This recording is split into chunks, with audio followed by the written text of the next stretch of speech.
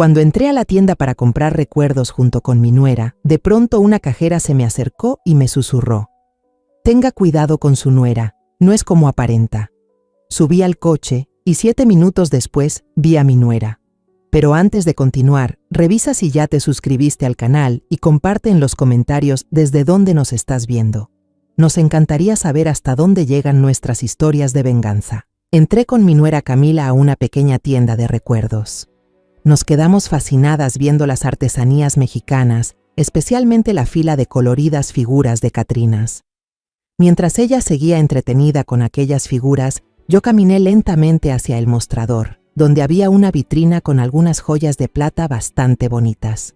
Quería comprar una pulsera como regalo de cumpleaños para mi hermana menor. Detrás del mostrador había una joven empleada con el cabello negro trenzado en una larga trenza. Cuando me acerqué, levantó la mirada y me saludó con una sonrisa amable. Pero entonces, sus ojos pasaron por encima de mi hombro, mirando hacia donde estaba Camila, no muy lejos de allí. La sonrisa se le borró de los labios. Lanzó una mirada rápida hacia mi nuera y luego volvió a mirarme, con una expresión extraña, mezcla de miedo y urgencia. Pocos segundos después, noté que la chica había salido de detrás del mostrador y se acercaba un poco más a mí. Fingió estar acomodando unas pulseras en una bandeja junto a donde yo estaba. Cuando ya solo la separaba de mí una distancia de un brazo, se inclinó un poco hacia adelante.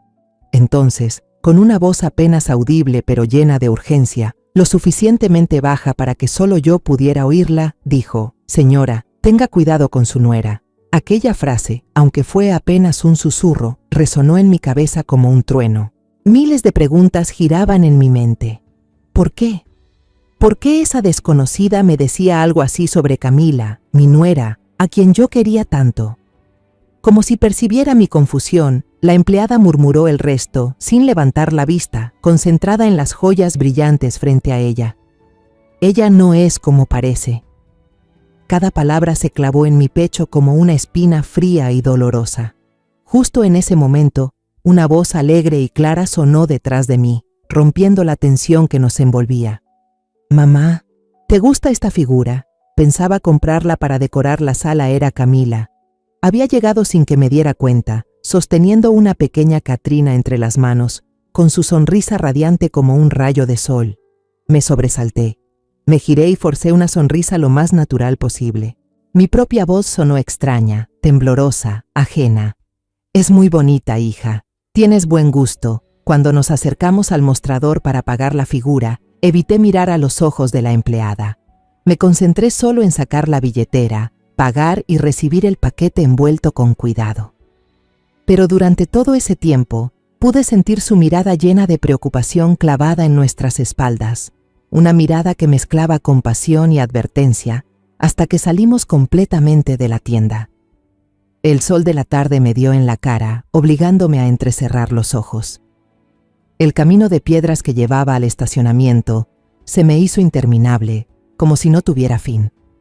El crujir de las piedrecillas bajo nuestros pasos era el único sonido que rompía el silencio sofocante que me envolvía. El silencio era solo mío, porque Camila caminaba a mi lado despreocupada, tarareando una melodía latina alegre mientras balanceaba la bolsa con la figura de Catrina. Su despreocupación, irónicamente, me inquietaba aún más. ¿Sería que estaba exagerando? ¿Estaba dejando que las palabras sin fundamento de una desconocida afectaran mi relación con ella? Intenté convencerme de eso, pero la sensación de inquietud seguía arrastrándose dentro de mi pecho como una serpiente venenosa. Cuando nos acercábamos al coche, un pensamiento repentino cruzó por mi mente. Necesitaba un momento, aunque fuera solo unos segundos, para observarla a solas. Me llevé la mano a las sienes, fingiendo un gesto de cansancio, y dije con voz quejosa: «Debe ser por el cambio brusco de temperatura. Dentro de la tienda estaba fresco, y aquí afuera hace un calor terrible. Me duele un poco la cabeza. Iré a sentarme en el coche a descansar un momento». De inmediato, Camila se volvió hacia mí con una expresión de preocupación sincera. «Ay, mamá, ¿está bien? Vaya al coche enseguida. Prenda el aire acondicionado para refrescarse. Yo guardaré estas bolsas en la cajuela, las acomodo un poco y voy de inmediato». Su atención me provocó un ligero sentimiento de culpa, pero la advertencia seguía ahí, ardiendo, insistente. Asentí, abrí la puerta del asiento del copiloto y me dejé caer en el cojín suave. El aire caliente que salía del interior del coche me mareó aún más. Encendí el motor y subí el aire acondicionado al máximo. A través del parabrisas, vi a Camila rodear el coche hacia la parte trasera. Y entonces, por el espejo retrovisor, pude ver con total claridad cada uno de sus movimientos. Abrió la cajuela y colocó con cuidado las bolsas de recuerdos dentro. Un gesto completamente normal, pero en lugar de cerrarla enseguida, se detuvo. Ese alto repentino me heló la sangre. Levantó la cabeza, miró a ambos lados del estacionamiento con una rapidez cautelosa, como asegurándose de que nadie la observaba. El lugar estaba casi desierto. Cuando pareció sentirse tranquila, Camila metió la mano al fondo de la cajuela y sacó la bolsa de gimnasio gris de Miguel, la que mi hijo siempre dejaba en el coche. Luego, de esa bolsa, tomó el bote azul que él usaba para el gimnasio. Mi corazón empezó a golpear tan fuerte que podía oírlo retumbar en mi pecho. Sus manos se movían con rapidez. Metió la mano en el bolsillo de su chaqueta ligera, y lo que sacó me dejó sin aliento. Era un pequeño frasco de vidrio transparente, sin etiqueta. Bajo el sol abrasador de Guadalajara, el líquido dentro brillaba de una forma aterradora. Todo ocurrió demasiado rápido. Camila desenroscó con calma la tapa del bote de Miguel, sostuvo el recipiente con firmeza y con la otra mano inclinó el frasquito y vertió todo el líquido transparente dentro. Ni una sola gota se derramó. Lo hizo con precisión, rapidez y una naturalidad escalofriante. No parecía un acto improvisado, sino algo que había hecho muchas veces antes.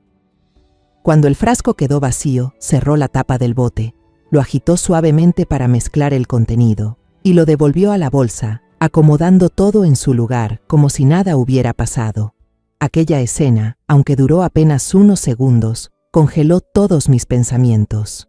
Un escalofrío me recorrió la espalda, más fuerte que el calor de 40 grados que nos rodeaba. La advertencia de la cajera ya no era un susurro, ahora gritaba dentro de mi cabeza. Ella no es quien parece ser. En medio del pánico, vi que Camila estaba a punto de cerrar la cajuela. No podía dejar que me viera con la cara pálida y el terror reflejado en mis ojos. Por instinto, fingí que se me había caído el broche del cabello del bolso al suelo del coche. Solté un pequeño grito y me agaché de inmediato, fingiendo buscarlo torpemente entre el espacio estrecho a mis pies. Eso me permitió ocultar el rostro desencajado del reflejo del espejo.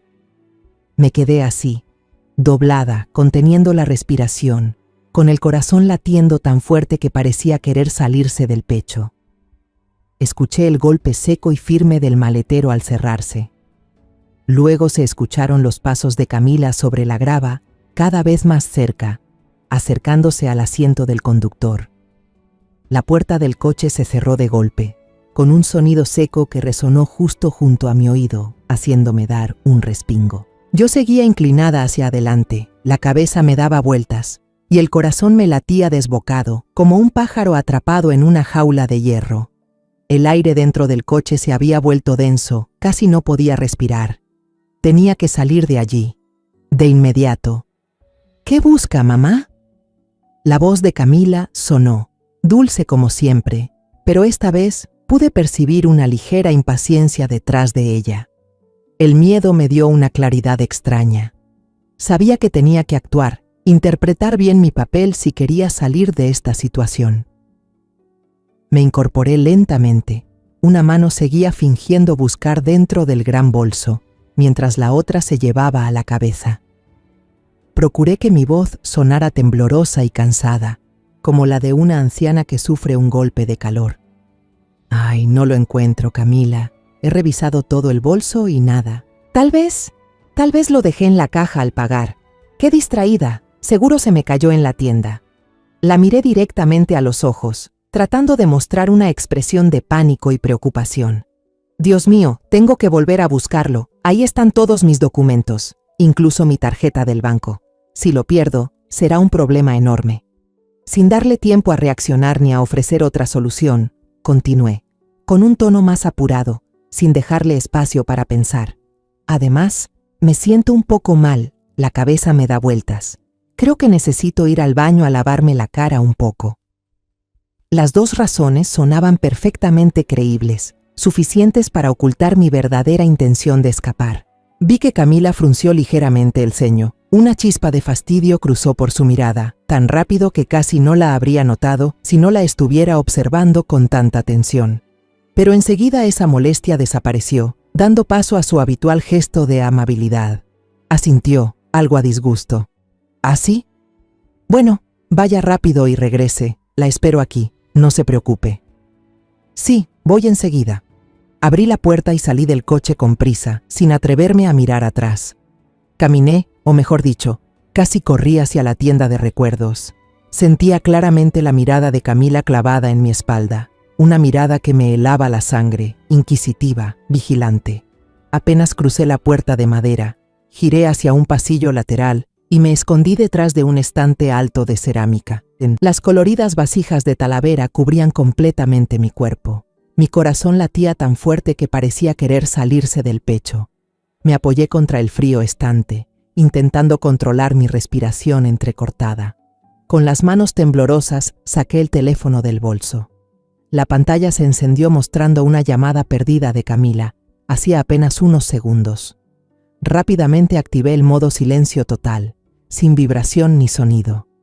Tal como lo imaginaba, unos instantes después, el carillón de barro en la puerta tintineó alegremente, aunque para mí aquel sonido no era más que una alarma de peligro. Camila había entrado. A través de una pequeña rendija entre dos jarrones, contuve el aliento para observar. No se dirigió a la caja a ayudarme a buscar el monedero, como haría una nuera preocupada. En cambio, se quedó en medio de la tienda, escaneando cada rincón con la mirada. Su rostro ya no mostraba preocupación. Bajo la luz amarilla del local, pude ver claramente la mezcla de ansiedad y enojo en su expresión. Caminó con paso rápido hacia el mostrador, donde la empleada, Carmen, seguía en su puesto. Su voz sonó seca, sin el tono amable de antes. ¿Vio a una señora mayor que vino conmigo y volvió aquí? Dijo que olvidó su cartera.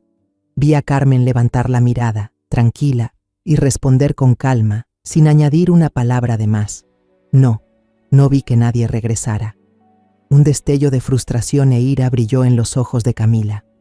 Molesta, se dio la vuelta y empezó a recorrer los pasillos, mirando entre las estanterías. En un momento, pasó tan cerca del estante donde yo me escondía que mi corazón dejó de latir por un segundo. Tuve que retroceder más hacia la oscuridad, conteniendo la respiración hasta que el pecho me dolía. Una mano tapándome la boca y la otra aferrada al estante para no hacer el más mínimo ruido. El olor a arcilla me llenaba la nariz, haciéndome sentir a la vez segura y sofocada. Después de buscar por todos lados sin encontrarme, la frustración se reflejó claramente en el rostro de Camila. Salió enfadada hacia la puerta, sacó su teléfono y comenzó a llamar una y otra vez.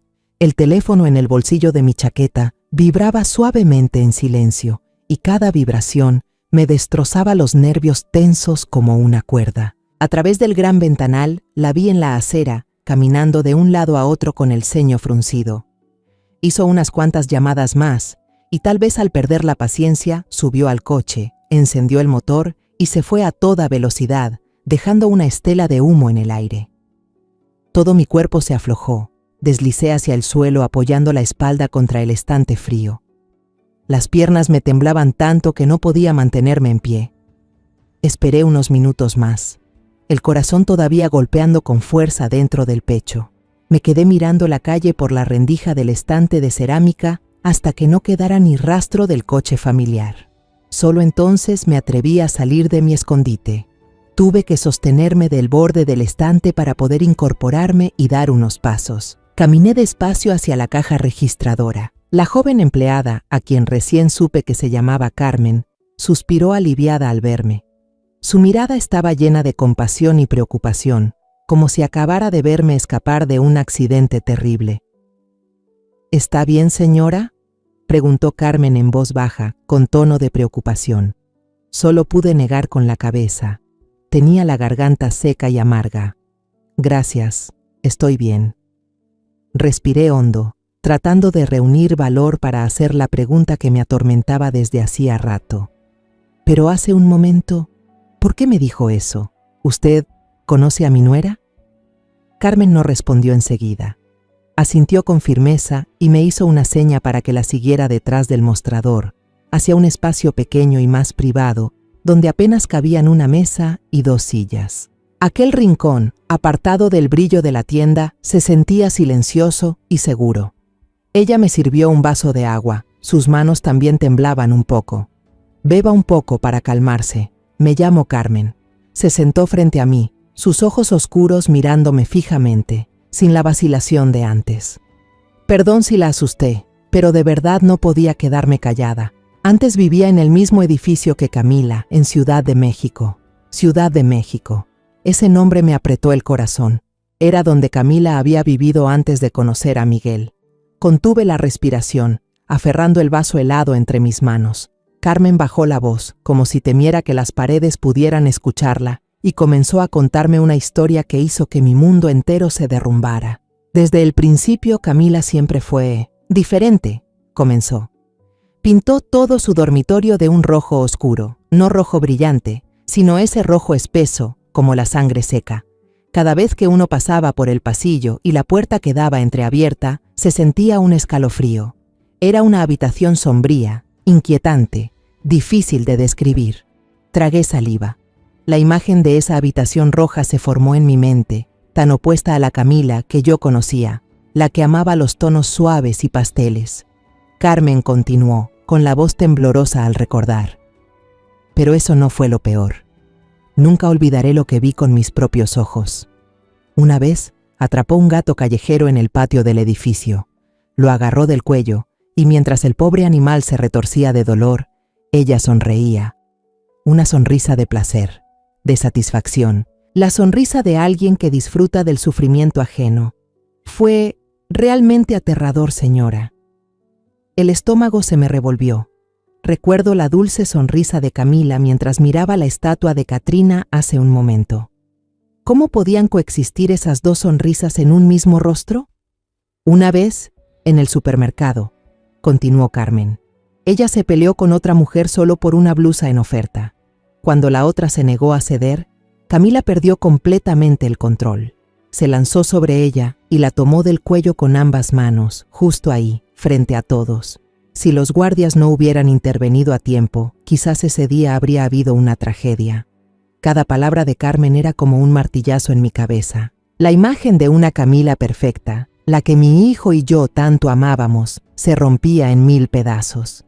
Pero lo más terrible, la voz de Carmen bajó, casi convertida en un susurro lleno de miedo. Es lo que pasó con Sofía, su compañera de cuarto. Sofía era una chica amable, dulce. Una noche, la encontraron muerta en su habitación. La policía llegó y concluyó que se había suicidado con una sobredosis de pastillas para dormir, porque mostraba signos de depresión. Pero nadie de nosotros creyó eso. Carmen hizo una pausa y respiró hondo para calmarse. La actitud de Camila después de la muerte de su mejor amiga fue muy extraña. No estaba triste, no derramó una sola lágrima, al contrario, parecía tranquila, incluso aliviada. Todos en el edificio sospechaban que ella estaba involucrada, pero nadie tenía pruebas. Después de eso, todos vivimos con miedo. La gente la veía como un fantasma. Uno por uno, los vecinos comenzaron a mudarse, mi familia también. Me miró directamente a los ojos, con una mezcla de urgencia y preocupación sincera. Hoy, al verla aquí con usted, me asusté mucho. Dudé en decirle algo, temiendo entrometerme en los asuntos de su familia. Pero no puedo quedarme callada. Temo que usted corra peligro, igual que Sofía. Todo mi cuerpo se entumeció. El frasco de vidrio sin etiqueta, el líquido transparente, los movimientos furtivos en la cajuela. Todas esas imágenes giraban en mi mente, encajando con la historia de la muerte de Sofía. Una verdad aterradora, casi imposible de creer, se revelaba ante mí con claridad. Temblando, me puse de pie e intenté agradecer a Carmen, pero solo salieron palabras entrecortadas. Antes de que me fuera, ella tomó mi mano con fuerza y puso un pequeño papel doblado en mi palma. Este es mi número de teléfono. Por favor, tenga mucho cuidado. Si pasa algo, llámeme o, mejor aún, avise a la policía de inmediato. Apreté el papel con fuerza mientras salía de la tienda, caminando como una sonámbula. Mi mente estaba completamente en blanco. Ese pedazo de papel en mi mano era lo único real, mi última salvación. El sol ya comenzaba a caer. La luz no era intensa, solo unas franjas doradas y débiles se extendían sobre el asfalto. Respiré hondo, intentando calmar la confusión que enredaba mi mente, pero el pecho me dolía, como si una piedra enorme pesara sobre él. En medio del mareo, los recuerdos de mi familia regresaron con fuerza. Soy Elena, tengo 65 años. Mi esposo murió hace casi 10, víctima de una grave enfermedad, dejándome sola en este mundo. Pero Dios fue bondadoso conmigo. Me dejó a Miguel, mi único hijo, mi razón de vivir, mi esperanza, mi todo. Mi vida gira en torno a él. Su felicidad es la mía. Recuerdo perfectamente el día en que Miguel trajo a Camila a casa por primera vez, hace 2 años. Apareció ante mí como un ángel. Tenía una sonrisa dulce, unos ojos negros y brillantes, y una manera de hablar educada y encantadora. Él me tomó la mano, dijo, «Mamá», con tanto cariño que conmovió mi viejo corazón. Aquel día me puse a llorar de alegría y le di gracias a la vida porque por fin mi hijo había encontrado a una esposa dócil, un puerto tranquilo para su vida.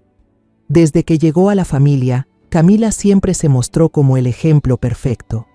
Todas las mañanas se levantaba temprano y preparaba un desayuno impecable para toda la casa.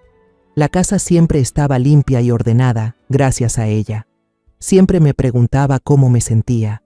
Me cuidaba con esmero, desde la pastilla de la presión, que suelo olvidar, hasta la bufanda cuando empezaba a hacer viento. Cuánto me enorgullecía presumir ante mis amigas de la nuera tan querida que tenía. Pero ahora, cuando se ha caído el telón de ese engaño, esos recuerdos que parecían inofensivos y hermosos, regresan afilados como cristales rotos, clavándose en mi pecho con dolor. Empecé a unir las señales raras, los pequeños detalles que antes, por confiar tanto, había dejado pasar, pensando que no eran nada importante. Recuerdo la primera vez. Fue una tarde. Entré a la cocina y vi a Camila inmóvil frente al fregadero. Acababa de destripar un pollo. Todavía sostenía el cuchillo de cocina con sangre roja en la mano. Pero lo que me heló la sangre no fue la sangre, sino su mirada. No miraba al pollo, sino fijamente la hoja ensangrentada, una mirada fascinada, casi hipnótica, y la comisura de sus labios se curvaba en una mueca extraña. Al verme, se sobresaltó, enjuagó rápidamente el cuchillo y me sonrió como si no pasara nada. «Solo estaba pensando qué cocinar esta noche para usted y para Miguel», dijo. En ese momento pensé que estaría cansada después de un día de trabajo. Luego vino la segunda vez. Una noche estábamos las dos viendo el noticiero. Daban la noticia de un homicidio espantoso en la ciudad de al lado. Las imágenes de la escena estaban difuminadas, pero daban suficiente para poner la piel de gallina. Agarré el control y cambié de canal. «Estas cosas dan mucho miedo, hija», le dije. Me giré y vi a Camila con una expresión de nostalgia. Sonrió apenas para sí misma, una sonrisa incomprensible y fría. Le pregunté por qué sonreía y ella contestó con indiferencia. «Es que estos casos son tan intrigantes como en las películas, mamá. Qué interesante». Yo ingenuamente le creí, y la tercera vez también. Recuerdo que Miguel se olvidó de comprar el yogur griego que ella había pedido. Por una tontería así, la chica se enfureció sin motivo y se quedó fría como el hielo toda la noche. Cuando Miguel se fue a trabajar, escuché un estruendo fuerte en el balcón. Salí corriendo y vi que mi orquídea morada favorita yacía hecha añicos en el suelo. Camila estaba allí, sacudiéndose la tierra de los pantalones, con el rostro helado, diciendo que se le había caído mientras regaba. En ese momento le creí y la consolé para que no se sintiera culpable. Cuanto más pensaba, más frío me recorría la nuca. Un demonio con piel de ángel. Camila había ocultado su verdadero rostro a la perfección. Y yo, una vieja atolondrada, por tanto amor y confianza, me había quedado ciega. Había vivido con ella 2 años sin sospechar nada. Entonces, una idea horrorosa se encendió en mi cabeza, afilada como un rayo.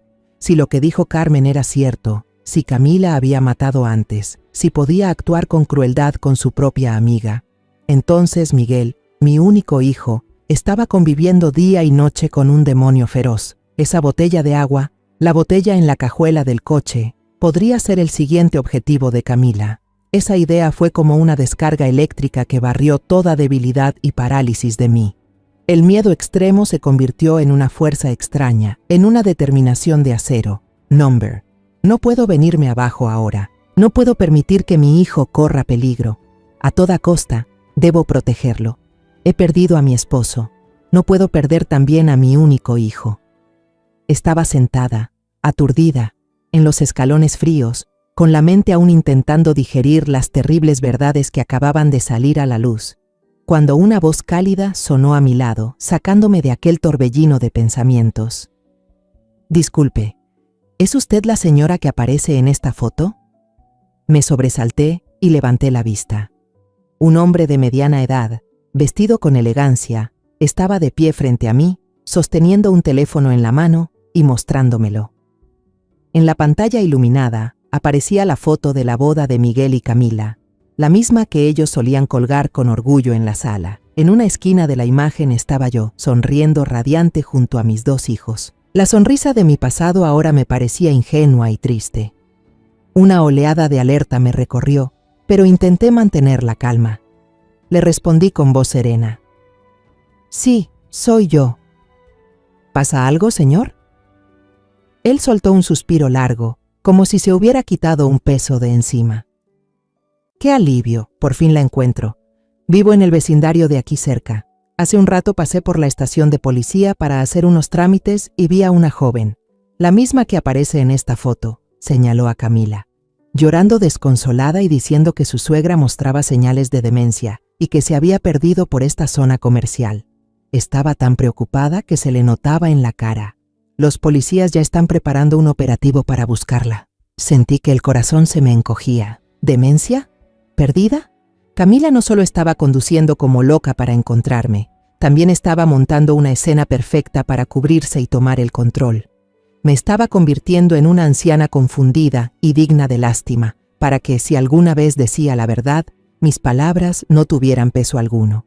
Su crueldad y frialdad iban más allá de todo lo que yo había imaginado.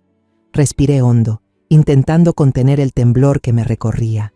Le sonreí al hombre con gratitud, una sonrisa cansada pero sincera. Oh, muchísimas gracias, señor. Mi hijo seguramente se preocupó demasiado. Estoy bien, solo me senté a descansar un rato. Seguro fue un malentendido. Lo llamaré ahora mismo. Perdón por molestarlo. El hombre asintió convencido y se marchó. En ese instante, supe que no podía quedarme ahí consumiéndome de miedo. Tenía que actuar de inmediato, recuperar el control antes de que Camila tendiera otra trampa. Con manos temblorosas saqué mi teléfono y busqué su número. Presioné el botón de llamada, sintiendo el corazón golpeando en mi pecho. Apenas sonó una vez, ella contestó. Su voz era agitada, fingiendo preocupación, pero detrás se notaba la irritación contenida. Mamá, ¿dónde está? ¿Sabe que casi me vuelvo loca buscándola? Hasta avisé a la policía. Cerré los ojos, respiré hondo y forcé la calma. Cuando los abrí, hablé con tono apacible, casi culpable, como si realmente fuera una madre distraída que había causado un problema. Aquí estoy, hija, lo siento mucho, fui una tonta. Inventé una historia al vuelo. Hace rato, al volver a la tienda, me encontré con una amiga de la universidad. Se llama Marta. Hacía años que no nos veíamos, así que nos pusimos al día tomando algo. Se me pasó a avisarte, y además tenía el teléfono en silencio dentro del bolso, por eso no escuché tus llamadas. Hubo unos segundos de silencio. Casi podía oír el rechinar de sus dientes al otro lado. Luego su voz volvió, suave, empalagosa, calculada hasta dar escalofríos. ¿Ah, sí? Qué bueno, me tenías muy preocupada. Entonces, ¿dónde están usted y su amiga? Voy enseguida a buscarlas para llevarlas a casa. No, no hace falta, hija, respondí apresuradamente. La propuesta de ella me heló la sangre. Estamos en una cafetería cerca de aquí. En un rato Marta me lleva a casa, le queda de camino. Tú vete a descansar, seguro estás cansada de buscarme toda la tarde, no te preocupes por mí. Camila pareció dudar, pero no encontró motivo para contradecir la historia razonable que le di.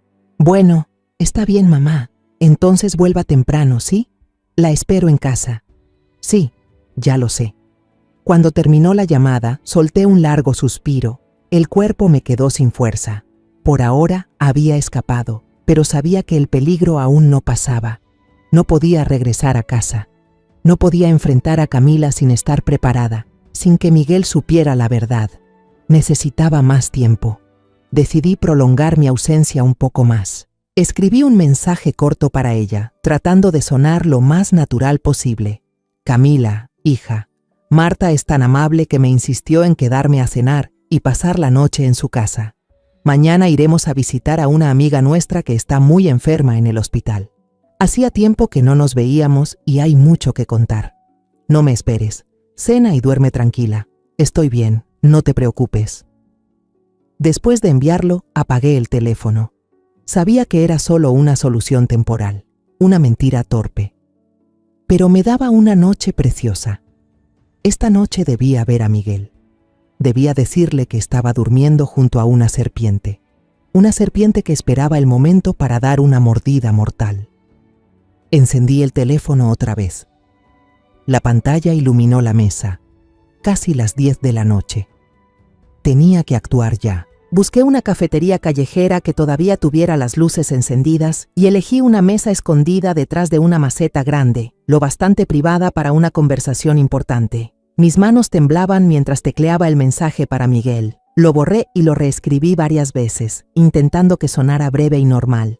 Hijo, tengo algo que darte. ¿Podrías venir al café El Zócalo en el centro? Ven solo, no quiero molestar a Camila si está descansando.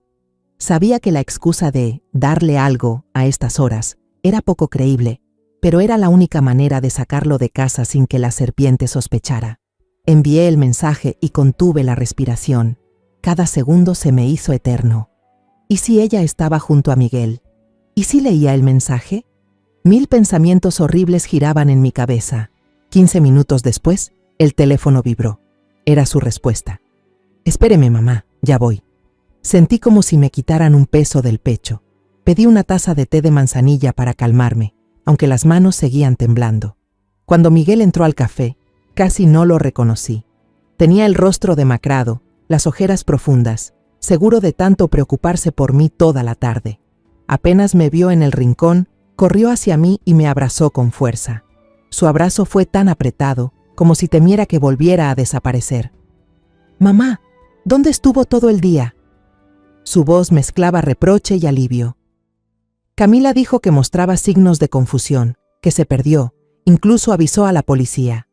Nos tuvo muertos del susto. Le acaricié la espalda y lo senté frente a mí. Le tomé las manos. Estaban frías como el hielo. Lo miré directo a los ojos, con voz firme y sin titubear. «Miguel, escúchame, estoy bien, perfectamente consciente y lúcida, pero tú estás en peligro». Al principio Miguel frunció el ceño, creyendo que exageraba o que seguía molesta por algo. «¿Qué dice, mamá? Nadie me ha hecho nada». Pero cuando empecé a contarle todo, con detalle y claridad, su expresión cambió. Le hablé del aviso de la empleada llamada Carmen en la tienda, de la mirada aterrada que tenía. Luego le conté cómo vi con mis propios ojos a Camila verter algo de un frasco sin etiqueta en su botella de agua en el estacionamiento. Con cada palabra que salía de mi boca, el rostro de Miguel se volvía más pálido. La sonrisa forzada desapareció por completo. Movía la cabeza sin parar, con voz incrédula, tratando de proteger a la mujer que amaba. «No, no puede ser. Mamá, seguro hay un malentendido. Camila me ama. Tal vez era solo una vitamina o un polvo energético para que me sintiera mejor». Sabía que mi hijo no iba a creer fácilmente en una verdad tan cruel. Yo ya me había preparado. Después de que Camila se marchó en el coche, volví al estacionamiento con la intuición de que debía buscar algo. Y lo encontré, un pequeño frasco de vidrio, vacío, tirado bajo nuestro coche. Tal vez se le cayó a Camila cuando salió apurada. Saqué el frasco del bolsillo de mi abrigo y lo puse suavemente sobre la mesa. Este es el frasco que vi, Miguel. ¿De verdad crees que las vitaminas vienen en un envase sin etiqueta, sin una sola palabra como este? Miguel lo tomó entre sus manos, que temblaban. Bajo la luz amarilla del café, aquel frasco inofensivo se convirtió en una prueba muda y aterradora. La duda en sus ojos empezó a desmoronarse, reemplazada por un miedo difuso. Le conté todo lo que Carmen me había revelado: el pasado violento, la habitación manchada de sangre seca, la sonrisa de placer mientras torturaba animales y finalmente la muerte sospechosa de su compañera de cuarto llamada Sofía. Con cada palabra que pronunciaba, el rostro de Miguel se volvía más pálido, sin una gota de color. Soltó el frasco sobre la mesa. El sonido del vidrio al golpear la madera fue un eco agudo, insoportable. Se llevó las manos a la cabeza, con la voz quebrada, llena de dolor y confusión. ¿Pero por qué? ¿Por qué haría algo así? ¿Qué hice mal, si nosotros éramos felices? La negación final en él se rompió. Miguel empezó a aceptar la verdad, murmurando como un niño herido. Dijo que últimamente Camila se comportaba de forma muy extraña. A menudo enviaba mensajes a escondidas y los borraba en cuanto él se acercaba. A veces, despertaba en mitad de la noche y no la encontraba. Minutos después, la veía volver del balcón, helada, diciendo que había salido a tomar aire porque no podía dormir. Y él lo creyó. Pensó que solo estaba estresada por el trabajo. Nos quedamos mirándonos en silencio, un silencio denso, cargado de miedo y desilusión absoluta. Los ojos de mi hijo se enrojecieron y las lágrimas del derrumbe comenzaron a rodar por sus mejillas hundidas. Me acerqué y le rodeé los hombros que temblaban sin control. «Escúchame, Miguel», le dije con más firmeza que nunca. «Ahora no es momento de derrumbarse. Tenemos que mantener la calma. Tienes que volver a casa y actuar como si nada pasara. No dejes que sospeche que sabemos algo. Te lo prometo, no dejaré que te pase nada». Miguel me miró. Su mirada, antes perdida y dolida, se volvió decidida. La dura verdad había hecho que mi hijo madurara en una sola noche. Finalmente, asintió. Esa noche, mi hijo regresó a la casa donde alguien quería matarlo.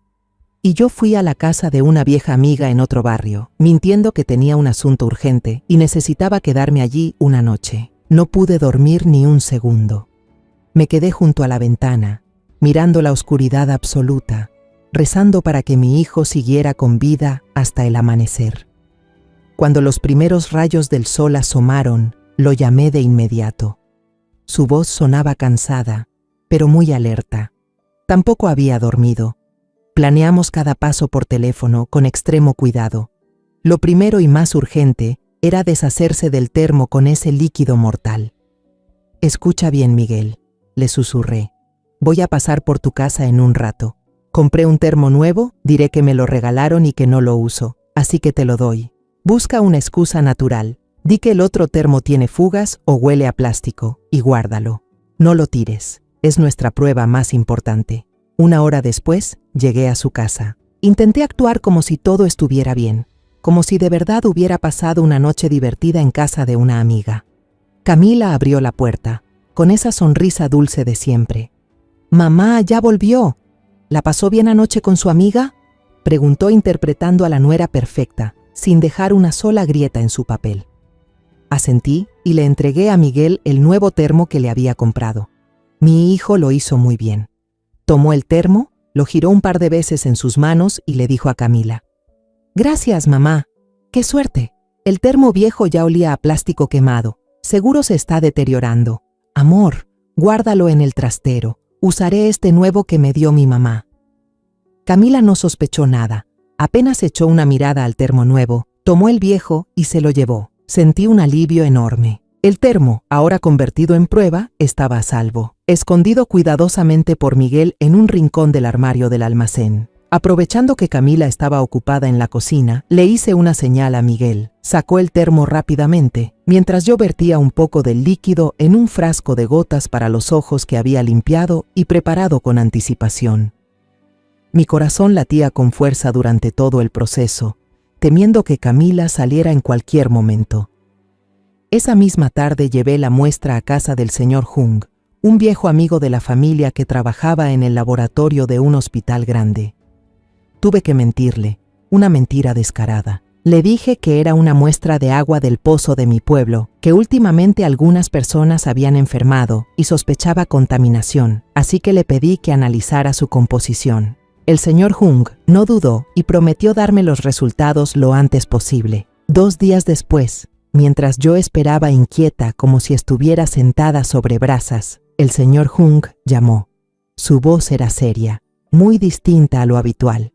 Señora Elena, esta muestra de agua no está simplemente contaminada. Contiene una alta concentración de oleandrina. Es un glucósido cardíaco extremadamente tóxico que se extrae del laurel de adelfa. Incluso una pequeña cantidad puede provocar arritmia y paro cardíaco casi inmediato si se ingiere. Esa agua no debe usarse bajo ninguna circunstancia. Tiene que informar a las autoridades ahora mismo. Al oír eso sentí un zumbido en los oídos y el teléfono casi se me cayó de las manos temblorosas. Oleandrina, adelfa, paro cardíaco. Esas palabras mortales se clavaron en mi mente. Mientras tanto, Miguel tampoco se quedó quieto. Usó la computadora del trabajo para investigar el caso de Sofía. Encontró algunos artículos antiguos de la Ciudad de México. La mayoría eran breves, confirmando que Sofía había muerto por una sobredosis de somníferos. Pero uno, un reportaje más profundo, mencionaba una pequeña línea al final. La familia de la víctima solicitó reabrir el caso por sospechas de irregularidades, pero finalmente fue cerrado por falta de pruebas suficientes para inculpar a nadie. Falta de pruebas. Esa frase sonaba como un desafío. Teníamos que encontrar evidencia, pruebas imposibles de refutar. El siguiente paso era buscar en la casa. Tuvimos que esperar una oportunidad perfecta. Un momento en que Camila estuviera fuera el tiempo suficiente. Esa oportunidad llegó un viernes por la tarde. Camila, con alegría, anunció que tenía una cita con sus amigas para ir al spa y hacerse las uñas, y que probablemente volvería tarde. En cuanto su coche desapareció al final de la calle, fui directo a la casa. Mi hijo y yo comenzamos a registrar la habitación de la pareja. Era una sensación extraña y aterradora, como si fuéramos ladrones en nuestra propia casa. Buscamos en el armario, debajo de la cama, en los cajones del tocador de Camila. Pero lo único que encontramos fueron ropa, cosméticos y objetos comunes. Estábamos a punto de rendirnos cuando Miguel se detuvo de golpe. Notó que una tabla del piso, justo debajo del armario, estaba ligeramente levantada en comparación con las demás. Se arrodilló y trató de levantarla con la uña. La tabla se movía un poco. Miguel tomó rápidamente un cuchillo pelador de frutas de la cocina y con cuidado levantó la tabla. Debajo había un hueco pequeño, excavado en el cemento. Y dentro había una caja de madera oscura, vieja, cerrada cuidadosamente con un pequeño candado de bronce. Sin llave, Miguel no dudó ni un segundo. Corrió a la caja de herramientas, agarró unas tenazas y cortó el candado de un tirón. Se oyó un seco clic. La tapa de la caja se abrió de golpe. Lo que había dentro dejó a los dos, madre e hijo, helados en el lugar. No eran dinero ni joyas valiosas. Era algo mucho más espantoso. Había un mechón del cabello de Miguel, atado con un hilo rojo. Varias fotos suyas estaban llenas de agujeros hechos con un objeto puntiagudo, atravesadas en los ojos y el corazón. Peor aún, había una navaja pequeña con manchas marrón rojas ya secas, pegadas por todas partes en la hoja. Y por último, en una esquina de la caja, había un frasco de vidrio lleno de un líquido transparente, idéntico al frasco vacío que yo había recogido. Miguel, con dolor, levantó sus propias fotos. Sus manos temblaban sin control. Su rostro sonriente en las fotos ahora estaba destrozado de forma cruel. Todo quedó demasiado claro, no había ya lugar a dudas. Rápidamente cogí el teléfono, esforzándome por no temblar al guardar cuidadosamente fotografías de cada cosa dentro de la caja desde varios ángulos. Luego volvimos a colocar todo como estaba. Cerramos con mi pequeño candado para reemplazar el que habíamos roto, tratando de no dejar huellas. Al salir del cuarto, que ahora se sentía frío como una cripta, llevábamos en nuestras manos pruebas irrefutables. El miedo en mí dio paso a una ira y a una decisión helada. Era hora de terminar con esta pesadilla. Era sábado por la mañana. El cielo de Guadalajara estaba despejado y en calma, pero el corazón mío y el de Miguel pesaba como una piedra. No teníamos ya salida. Miguel y yo llevamos todo a la comisaría local. Llevábamos una carpeta con todos los horrores de mi familia, el informe de análisis del agua que demostraba la presencia del letal oleandrina, las fotos espeluznantes tomadas de la caja secreta escondida bajo el piso, el frasco de vidrio vacío que recogí en el estacionamiento y, por último, un papel con el número de teléfono de Carmen, nuestro único testigo. Al principio, el policía de turno se mostró bastante escéptico. Quizá había oído cientos de disputas familiares y acusaciones infundadas entre suegras y nueras. Pero cuando Miguel, como esposo y posible víctima directa, expuso la historia con calma, con claridad, y puso el informe químico sobre la mesa, la actitud del policía cambió de inmediato. Nos llevaron a ver a un investigador superior, un hombre mayor llamado Flores, con cabello entrecano y una mirada afilada como una navaja. Examinaron cada prueba con cuidado, sin pasar por alto detalle alguno. Al oír el nombre de Camila y el caso de Sofía en la Ciudad de México, se detuvo un instante y luego asintió despacio. He oído hablar de ese caso. El expediente se cerró hace tiempo, pero en nuestro círculo siempre hay rumores. Tras revisar todas las pruebas, el señor Flores nos miró directamente y decidió actuar de inmediato. Dijo: estas pruebas indirectas tienen mucho peso, pero para estar seguros necesitamos una confesión. La mejor manera es tender una trampa para que ella misma lo diga. El plan se trazó con rapidez. Esa noche yo sería la que enfrentara directamente a Camila. Miguel y 2 policías de paisano estarían en el dormitorio contiguo a la sala, la puerta entreabierta lo suficiente para vigilar y actuar si hacía falta. La policía colocaría un pequeño dispositivo de grabación, discreto, en la solapa de mi ropa. Todo lo que se dijera quedaría registrado. Aquella noche, nuestra casa estaba en un silencio que daba miedo. La tensión era tal que podía escuchar mi propio corazón latir con fuerza en el pecho. Miguel había instalado una cámara oculta en la maceta del potus, en la esquina de la sala siguiendo las instrucciones de los policías. Me miró con los ojos llenos de preocupación. Tomé la mano de mi hijo, apretándola ligeramente, tratando de transmitirle una calma que yo misma no tenía. Preparé una tetera de manzanilla, la que a Camila le gustaba, y la invité a sentarse en el sofá, fingiendo que quería charlar para aliviar la atmósfera tensa de los últimos días. La niña pareció algo sorprendida, pero se sentó. Intenté mostrarme natural, aunque la mano que sostenía la taza de té me temblaba violentamente. Empecé con la historia que había montado, un cebo perfecto. Camila, hace poco me encontré con una amiga vieja. Me contó que cuando era joven, también vivió en el edificio donde tú vives en Ciudad de México. ¡Qué casualidad! Camila estaba llevando la taza a los labios cuando se detuvo.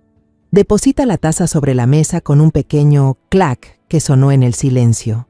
Me miró con ojos escrutadores. ¿Ah, sí? Qué pequeño es el mundo, ¿no? Continué, con voz lenta, alargando intencionalmente cada palabra. Le pregunté por tu amiga íntima, la que se llama Sofía. Mi amiga dijo que fue algo muy lamentable. Se fue siendo demasiado joven. Al terminar, vi la expresión de Camila congelarse. Su máscara de dulzura empezó a agrietarse. Entrecerró los ojos y me lanzó una mirada llena de peligro. Hablo entre dientes, cada palabra chirriando. ¿Por qué de repente mencionas a ella? ¿Qué sabrá tu amiga? Mantuve la calma en el rostro, pero por dentro mis nervios estaban tensos como una cuerda. Solo me pareció raro. ¿Realmente se suicidó Camila? ¿O alguien la ayudó? ¿A qué te refieres? Camila se levantó de un salto, la cara enrojecida por la ira.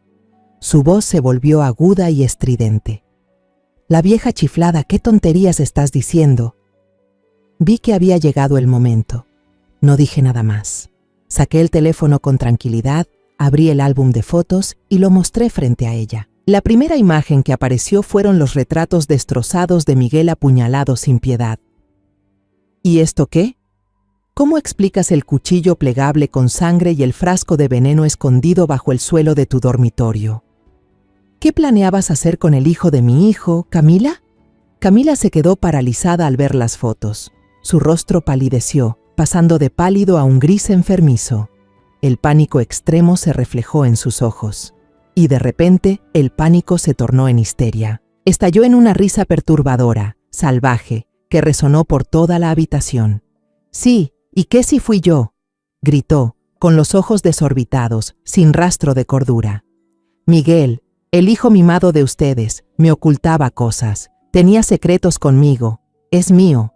Si no lo tengo por completo, nadie lo tendrá».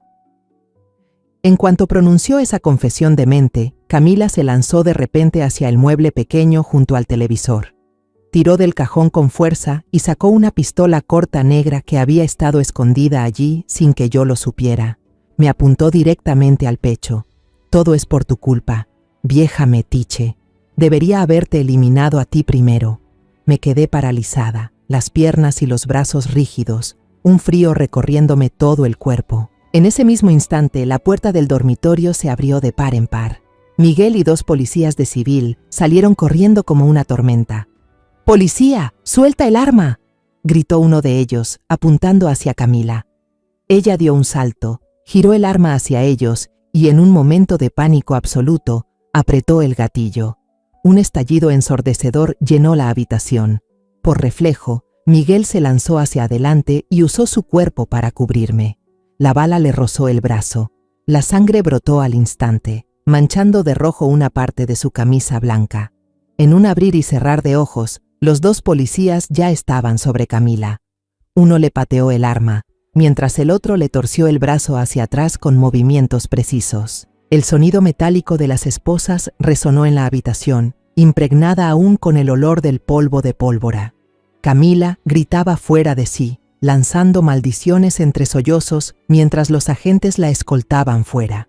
La cara angelical había desaparecido por completo, y en su lugar solo quedaba una bestia rabiosa retorciéndose en la desesperación. Esa noche, la casa donde había vivido tantos años se hundió bajo el resplandor intermitente de las luces rojas y azules de las patrullas.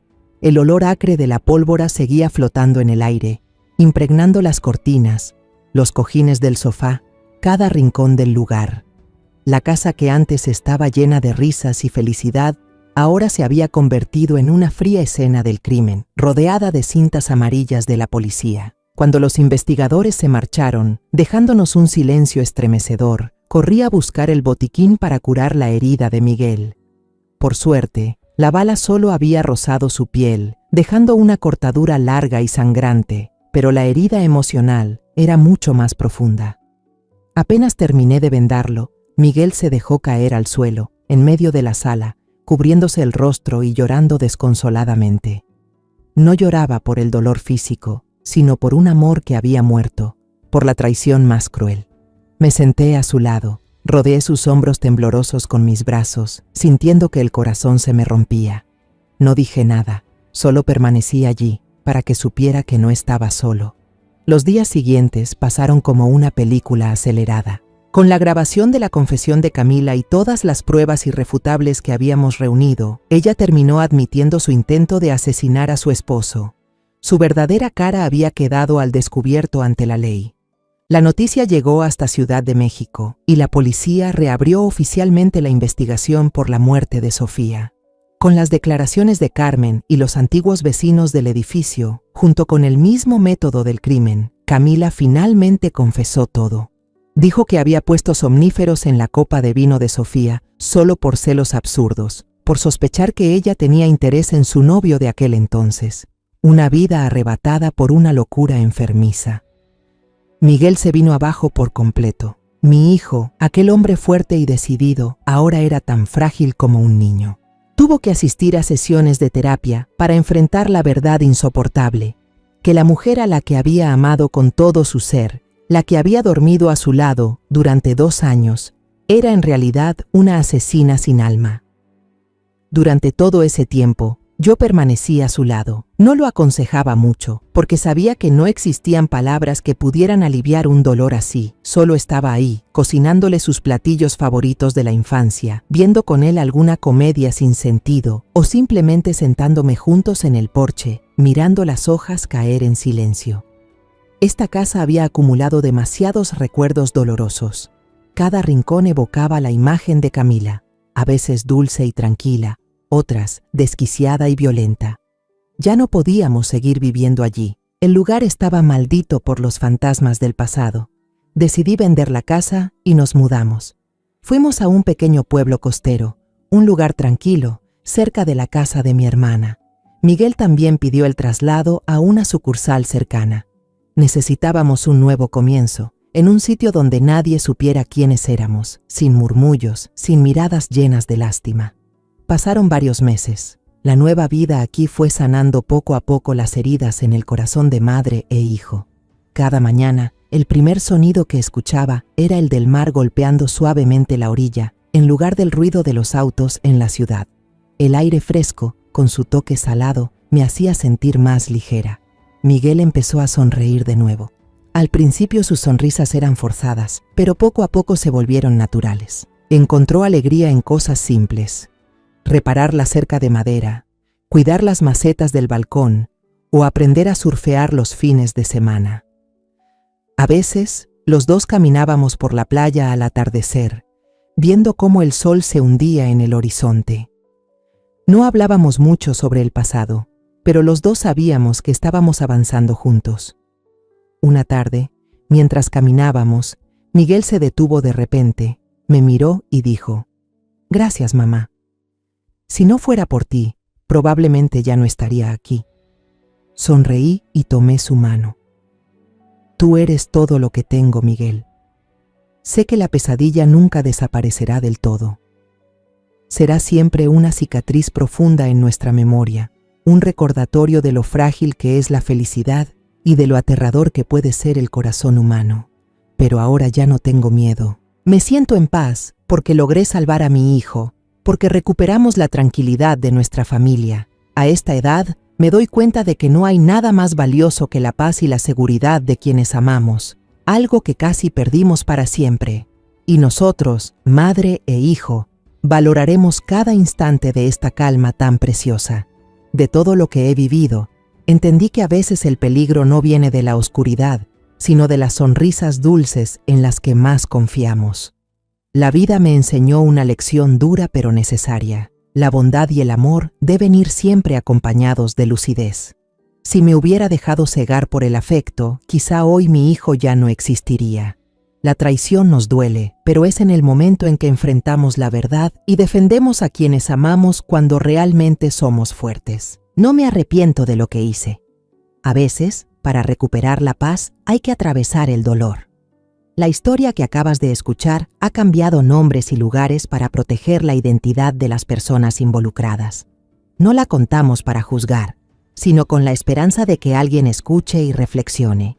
¿Cuántas madres estarán sufriendo en silencio dentro de su propio hogar?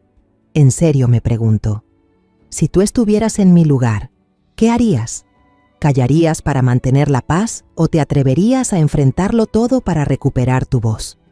Quiero saber tu opinión, porque cada historia puede ser una vela que ilumine el camino de alguien más. Dios siempre bendice, y estoy convencida de que la valentía nos llevará a días mejores. Ahora, en la pantalla final dejaré 2 de las historias más queridas del canal. Estoy segura de que te sorprenderán. Gracias por quedarte conmigo hasta este momento.